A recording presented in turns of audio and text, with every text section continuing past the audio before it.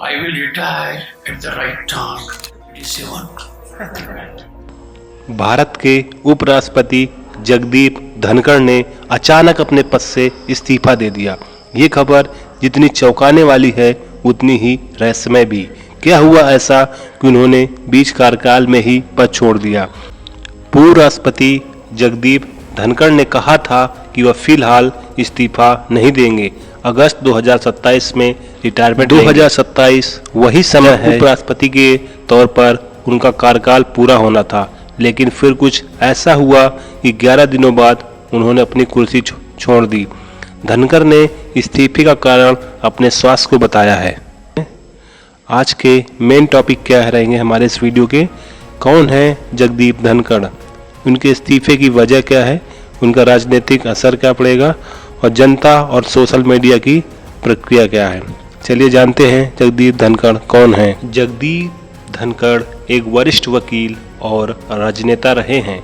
राजस्थान के झुंझुनू से आने वाले धनखड़ पहले वकील थे और फिर उन्होंने राजनीति में कदम रखा, बीजेपी से जुड़े और 2019 में पश्चिम बंगाल के राज्यपाल बने।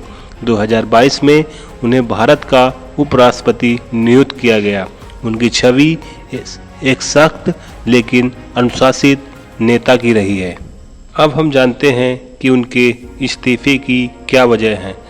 धनखड़ के इस्तीफे को लेकर अभी तक कोई आधिकारिक कारण सामने नहीं आया है, लेकिन सूत्रों की माने तो इसके पीछे कुछ राजनीतिक मतभेद, स्वास्थ्य कारण या फिर कोई नया पदभार हो सकता है।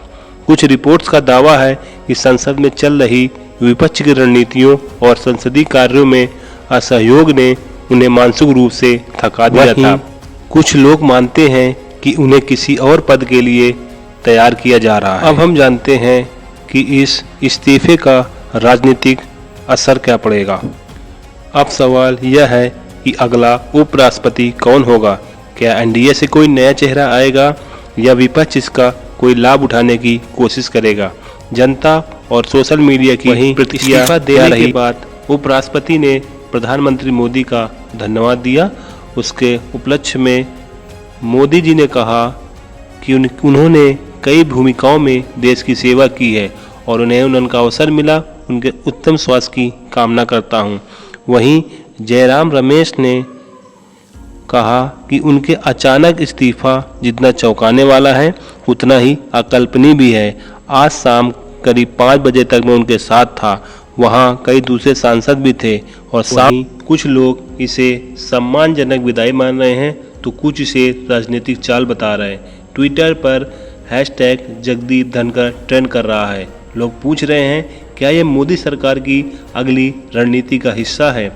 जगदीप धनखड़ का इस्तीफा केवल एक पद से विदाई नहीं है, बल्कि इसके पीछे छुपी कई कहानियां हैं।